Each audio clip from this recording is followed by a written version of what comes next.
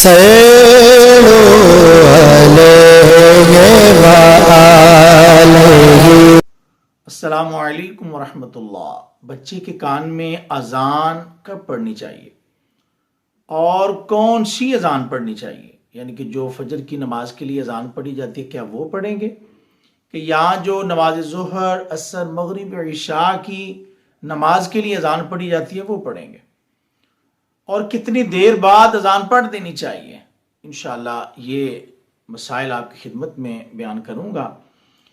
تو سب سے پہلے بات یہ یاد رکھیں کہ بچے کے پیدا ہونے کے فوراً بعد نومولود بچے کے کان میں اذان پڑھنا ضروری ہے۔ بچے کو پاک کیا جاتا ہے، پاکی کے لیے اسے نہلایا جاتا ہے۔ نہلانے کے فوراً بعد اس کے دائیں کان میں اذان پڑھیں اور اس کے بائیں کان میں اقامت پڑھیں، تکبیر، یعنی کہ حی علی الفلاح کے بعد قد قامت الصلاۃ، یہ کلمہ 2 بار پڑھا جائے گا۔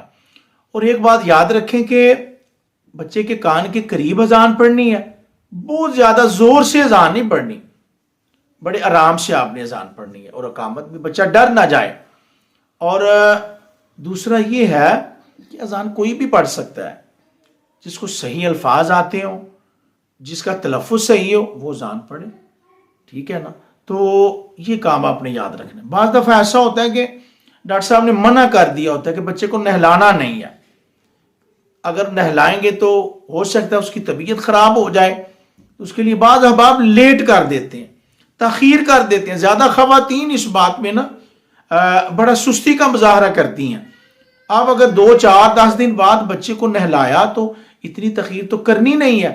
مسئلہ ہے نجاست کا، جب بچہ پیدا ہوتا ہے ظاہر ہے کوئی نجاست لگی ہوتی ہے، آپ اس کو صاف کر دیں، آپ اس کے کان میں اذان پڑھ دیں، دائیں میں اذان اور بائیں میں اقامت پڑھیں، اس کو تاخیر نہ کریں، لیٹ نہ کریں۔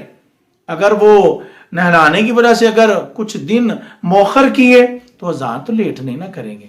تو یہ مسئلہ یاد رکھیں۔ اکثر احباب اس بات کی کشمکش میں ہوتے ہیں کہ صبح والی اذان پڑھیں، یعنی حی علی الفلاح کے بعد الصلاۃ خیر من النوم، یہ کلمہ 2 بار دہرایا جاتا ہے فجر کی نماز کے لیے جب اذان پڑھی جاتی ہے۔ تو اکثر احباب نا یہ ڈاؤٹ فل ہوتے ہیں، کیا کریں، وہ والی اذان پڑھیں یا باقی نمازوں کے لیے جو اذان پڑھی جاتی ہے وہ پڑھیں؟ تو یاد رکھنا ہے جو باقی نمازوں کے لیے اذان پڑھی جاتی ہے وہ آپ نے اذان پڑھنی ہے، اور دائیں کان میں اذان، بائیں کان میں اقامت، اور آہستہ آواز میں پڑھنی ہے، زیادہ زور سے نہیں پڑھنی۔ اور ہاں ایک بات یہ ہے کہ بعض ایسے جب اذان پڑھی جاتی ہے تو کانوں پر ہاتھ رکھے جاتے ہیں، اپنا کانوں میں انگلیاں ڈالی جاتی ہیں، تو ایسا بھی آپ کر سکتے ہیں، کہ نہ بھی کریں تب بھی حرج نہیں ہے۔ جو اصل مسئلہ ہے وہ اذان پڑھنے کا اور اقامت پڑھنے کا ہے۔ امید کرتا ہوں آپ کو مسئلے کی سمجھ آ گئی ہوگی۔